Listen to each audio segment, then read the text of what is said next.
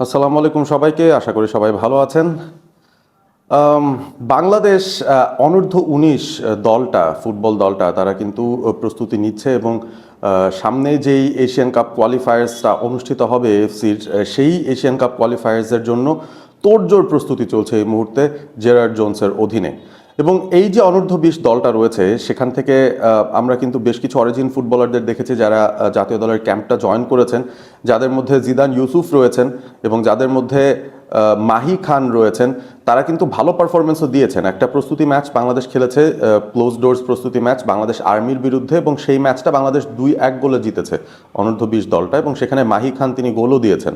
So overall better একটা শেপে আসার প্রস্তুতি কিন্তু চলছে দলটার মধ্যে। এবং বাফুফের যারা কর্মকর্তারা রয়েছেন তাদের কাছ থেকে কিন্তু আমরা বেশ ভালো ফিডব্যাক পাচ্ছি, বা আমরা শুনতে পাচ্ছি যে প্রস্তুতিটা খুবই ভালো হচ্ছে এবং বাংলাদেশ খুব কম্পিটিটিভ একটা ফাইট দেওয়ার প্রস্তুতি নিচ্ছে এই এশিয়ান কাপ কোয়ালিফায়ার্সে।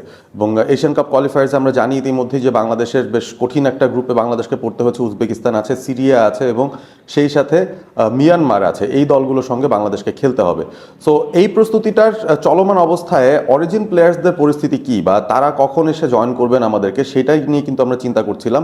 এবং সাফ আন্ডার 20 চ্যাম্পিয়নশিপ বাংলাদেশ যে জিতেছিল সেখানে সবচেয়ে বড় ভূমিকা যেই দুজন রেখেছিলেন, বা স্পেশালি রোনান সুলিভানের কথা বলতে হবে, সুলিভান ব্রাদার্সদের মধ্যে যাকে কিনা প্রথম ম্যাচ থেকে বাংলাদেশ খেলেছিল এবং তিনি তার ক্লাচ পারফরমেন্সেস দিয়ে বাংলাদেশকে সাফ আন্ডার 20 টুর্নামেন্টে জেতাতে সাহায্য করেছিলেন। সেই রোনান এবং ডেকলান সুলিভান এই দুজন কেন এখনো পর্যন্ত ক্যাম্পে জয়েন করেননি, এবং তারা কি আদতেই বাংলাদেশের আন্ডার 20 সেট আপের মধ্যে থাকবেন কিনা যখন অগস্টের শেষে বা সেপ্টেম্বরের ওই ছোট জায়গাটার মধ্যে বা ওই ছোট স্পেসটার মধ্যে বাংলাদেশ ওই এশিয়ান কাপ কোয়ালিফায়ার্স খেলতে যাবে।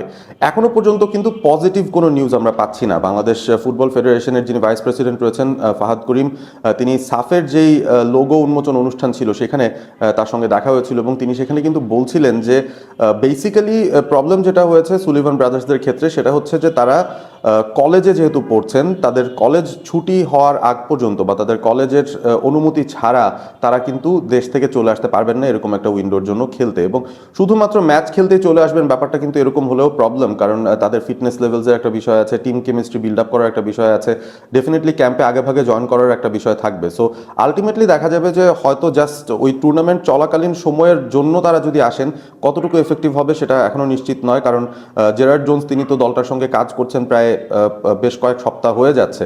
সো এই জায়গার মধ্যে তারা যদি আগে আগে ক্যাম্পে না জয়েন করতে পারেন তাহলে কিন্তু শুধুমাত্র এই ম্যাচ ডেগুলোর জন্য তারা যদি আসেন, ব্যাপারটা কতটুকু এফেক্টিভ হবে আমরা নিশ্চিত হয়ে বলতে পারছি না। সো সেই জায়গা থেকে একটা স্যাড নিউজই বলা যায় যে সুলিভান ব্রাদার্সদের ছাড়াই হয়তো বাংলাদেশ আন্ডার 20 এই দলটা তারা হয়তো এশিয়ান কাপ কোয়ালিফায়ার্স খেলতে যেতে পারে, এরকম একটা সম্ভাবনা বা এরকম একটা সিচুয়েশন কিন্তু তৈরি হয়ে গেছে। এবং এটাতে আসলে কিছুই করার নেই, বাফুফেরও কিছু করার নেই, কারণ যেই কলেজ কমিটমেন্টস রয়েছে সেই কলেজ কমিটমেন্টস বাদ দিয়ে আসলে সুলিভান ব্রাদার্সরা হয়তো বাংলাদেশ দলের সঙ্গে এভাবে জয়েন করতে পারবেন না। এখনও যেহেতু তারা আসলে পড়াশোনার মধ্যে আছেন, এইজ লেভেল ফুটবলটা খেলতে হলে মাঝে মধ্যে কিছু স্যাক্রিফাইসেস করতে হয়, বাট ইউএসের নিয়মকানুন যা আছে সেই অনুযায়ী আসলে এই সিচুয়েশনটা বোধহয় তৈরি হয়ে গেছে যেখানে তারা আসলে এই কলেজের ছুটিটা নিয়ে বা কলেজকে জানিয়ে সেভাবে করে আসার অনুমতিটা পাচ্ছেন না। সো সুলিভান ব্রাদার্সদেরকে ছাড়াই হয়তো বাংলাদেশকে প্ল্যান করতে হবে এশিয়ান কাপ কোয়ালিফায়ার্সের এই টুর্নামেন্টটা খেলার জন্য। বাট একটা পজিটিভ নিউজ আছে, সেটা হচ্ছে অ্যাডাম আব্বাস, যিনি এই আন্ডার 20 টিমটার সাথে জয়েন করার কথা, তিনি কিন্তু তার বায়োমেট্রিক সম্পন্ন করে ফেলেছেন, তার পাসপোর্টও তৈরি হয়ে যাওয়ার কথা, এবং বাংলাদেশে তিনি নিজে এসে তার পাসপোর্টটা কালেক্ট করবেন এবং তারপর কিন্তু তিনি এলিজিবল হয়ে যাচ্ছেন বাংলাদেশের হয়ে ফুটবলটা খেলার জন্য। সো তাকে আমরা ক্যাম্পে পাচ্ছি কিনা সেটা নিয়ে কিন্তু আশাব্যঞ্জক কিছু খবর আমরা পাচ্ছি যে তিনি হয়তো ভেরি সুন দেশে চলে আসবেন এবং বাংলাদেশে এসে তার পাসপোর্টটা কালেক্ট করার পর তিনি ক্যাম্পেও হয়তো জয়েন করবেন এবং তারপর আমরা তাকে হয়তো ওই আন্ডার 20 সেট আপের মধ্যে দেখতে পারি।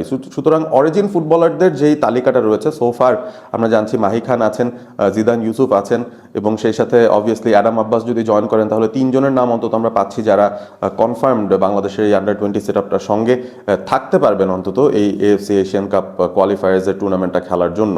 এবং অনেকেই ইব্রাহিমের কথা বলছেন, ইব্রাহিম তিনি আসলে ইনজুরির কারণে এই দলটার সঙ্গে যুক্ত হতে পারছেন না, সেটা একটা unfortunate incident. But Gerard Jones তিনি একটা আশাব্যঞ্জক কথা বলেছেন যে আরও বেশ কিছু অরিজিন ফুটবলারদের সঙ্গে যোগাযোগ চলছে, তারাও যদি সময় মতো চলে আসতে পারেন ক্যাম্পে তাহলে তাদের মধ্য থেকেও কিছু সিলেকশন সিলেকশন হয়ে যেতে পারে এবং সেখান থেকে হয়তো বাংলাদেশ তাদের সবচাইতে শক্তিশালী দলটাকে নিয়েই এশিয়ান কাপ কোয়ালিফায়ার্সে পার্টিসিপেট করতে পারবে।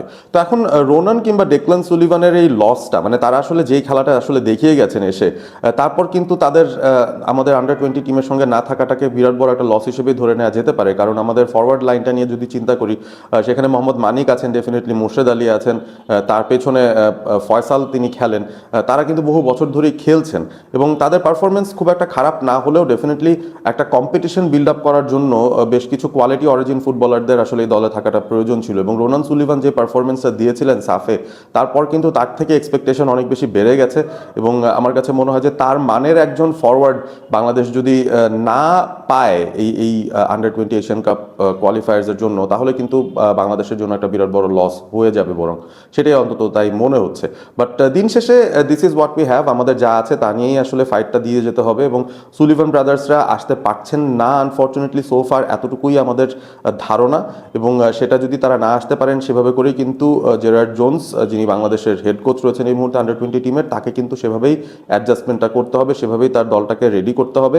এবং অ্যাডাম আব্বাসের ইনক্লুশনটা নিয়ে আমি বেশ এক্সাইটেড এবং আমার মনে হয় যে আলাদা একটা কানেকশন রয়েছে তার। তিনি ম্যানচেস্টার ইউনাইটেডে তার একেবারেই বাচ্চাকালে তিনি ইউনাইটেডের একাডেমিতে খেলেছেন, বার্নলিতে তিনি আন্ডার 18 লেভেলে খেলছেন। সো ওই জায়গাটা থেকে তার ইনক্লুশনটা আমার মনে হয় বাংলাদেশের শক্তিমত্তাটাকে অনেক বেশি বৃদ্ধি করবে এবং উইং পজিশন থেকে তিনি যেই পারফরমেন্সটা দিতে পারেন, তার কাছে ধারেও কিছু যদি তিনি আমাদের জন্য দিয়ে দেন, আমার মনে হয় যে খুবই ভালো একটা অবস্থানে থাকবো আমরা এবং ফাইট দেওয়ার মতো একটা পরিস্থিতি আমাদের অন্তত তৈরি হবে। কারণ ফুটবল দিন শেষে গোলের খেলা, গোল আপনি দিতে পারবেন না, ম্যাচ আপনি সেভাবে জিততে পারবেন না। সো গোল স্কোরিং থ্রেট আমাদের যত বেশি নিয়ে আসা যায় ততই বেটার এবং জিদান ইউসুফ তার ডিফেন্সিভ অ্যাট্রিবিউটসটা আমাদের জন্য কন্ট্রিবিউট করবেন। মাহি খান তিনি যেহেতু গোল দিয়েছেন এবং ভালো প্রিপারেশনটা তিনি নিচ্ছেন ক্যাম্পের সঙ্গে থেকে, তার অ্যাডজাস্টমেন্টটা যদি ভালো মতন হয়, ইন্টিগ্রেশনটা যদি ভালো মতন হয়, তাহলে কিন্তু আমরা আশা দেখতেই পারি যে বাংলাদেশের এই আন্ডার 20 টিম বেশ ভালো একটা পারফরমেন্স দেবে। অপেক্ষা করতে পারছি না আসলে যে এই আন্ডার 20 এশিয়ান কাপ কোয়ালিফায়ার্সে বাংলাদেশ দল কেমন করে।